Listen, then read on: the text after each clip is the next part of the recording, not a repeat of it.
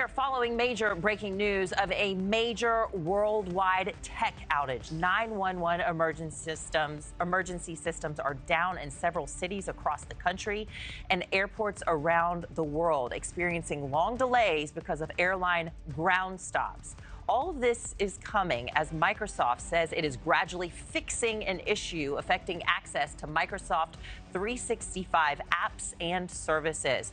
So joining us now to talk more is NewsNation travel editor Peter Greenberg. Peter, first and foremost, how long do you think it will be taking for the airlines and airports to get back up to speed once they resolve this issue?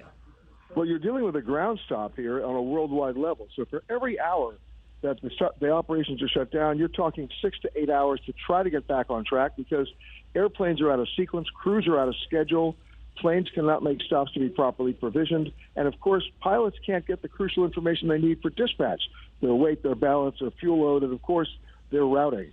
So it's actually exponentially deteriorating every 15 minutes that this continues. I'm actually here in Amsterdam at the airport where there's a ground stop here.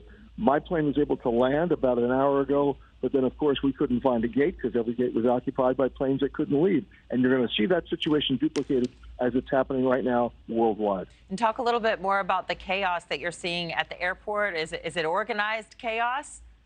Right now it's organized because everybody's in the same boat. But you know what? As every 15 minutes goes by, more planes are being preemptively canceled because they can't get in, so they can't get out. And this is going to take place throughout the rest of this day and until tomorrow, unless they can fix this problem in the next 4 or 5 hours. Peter, when was the last time you saw a ground stop that was this widespread? Have you ever seen it like this? Well, we've seen ground stops with individual airlines where they had computer glitches. We had one at United. Before even that, we had one at Continental before it became United. But a worldwide stop like this, other than 9/11, I haven't seen it. Yeah, so very often, this will happen because of severe thunderstorms, tornado warnings, things like that. But tech glitches. Run us through, some of the previous issues that we've seen and how long these issues can last. Well, when we had the issue with United, they could not get their flight information to their pilots, meaning their dispatch information, so they couldn't even push back from the gate. Everybody was stuck. They couldn't get out. Other planes couldn't get in. My plane was allowed to land this morning because we were already in the air, much like 9/11. Get it on the ground, and then there's nowhere else to go. And that's the problem here. Everything is linked. And if you can't fix the initial problem, nothing moves. I mean, this is life-altering for people who have planned weddings, for businesses, for global leaders trying to reach one another, to talk to one another. It's just wild. How about the travelers who are there at the airports experiencing the chaos right now? I mean, look at these lines. Look at the people just standing, looking at the screens, trying to figure out what on earth is going on. Can they expect any sort of compensation, or what can they expect? No, this is an act of God.